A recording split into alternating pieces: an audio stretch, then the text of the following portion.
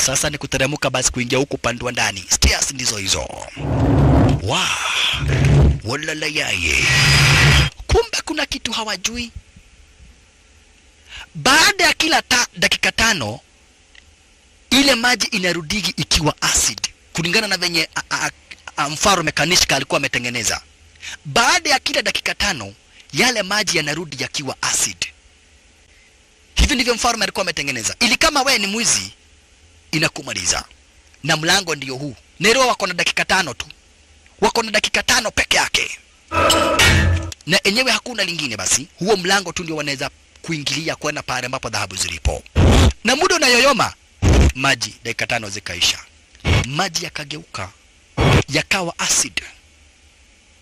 Maji yakageuka yakawa acid kisha yakaanza kurudi. Hivi ndivyo kulikuwa kumetengenezwa na ule mfalme ili kuhakikisha hakuna mtu ambaye atawahi chukua zile mali yake bila mfalme kujua.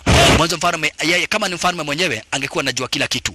Sasa cheki, walianza kupanda na acid ndio inakuja ukirushwa unamalizwa. Mwanzo sasa haya sio maji. Hii sasa hapa basi bila shaka pale ni acid. Ni acid.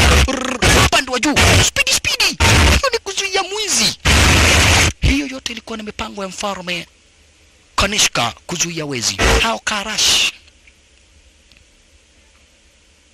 Utunda, nini unaendelea? Uko na plani ya kutuua wewe, eh? Mbona wewe hujakufa? Hata mimi sijui, unaona ni kutoroka tumetoroka. Hala? Unataka tufanye nini? Sasa ni kurudi tare hapa basi ni kurudi kwa plan A. Huku naye Tapse Panu, kazi yake tu ni maombi. Kwenda na wewe, nyinyi hamwezi fikiria kama venye huyu mtu anafikiria. Huyu mtu ametuweza na hatuwezi kumuua juu tukijaribu kumuua dhahabu zimepotelea.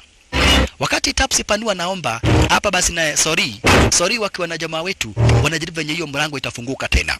Unaona? Wanajaribu venye hiyo mlango itafunguka tena. Makaidi wamezubaa na elewa wanataka zile dhahabu. Wanajua ziko around hapa. Parakeni hao wenye wamekufa waende huko.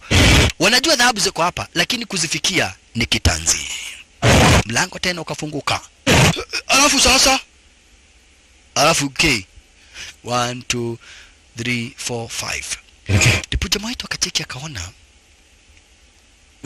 huenda hii iko na maana. Kwanza kuna bidhaa fulani zimengonga hapa, zimengoka. Akazichukua.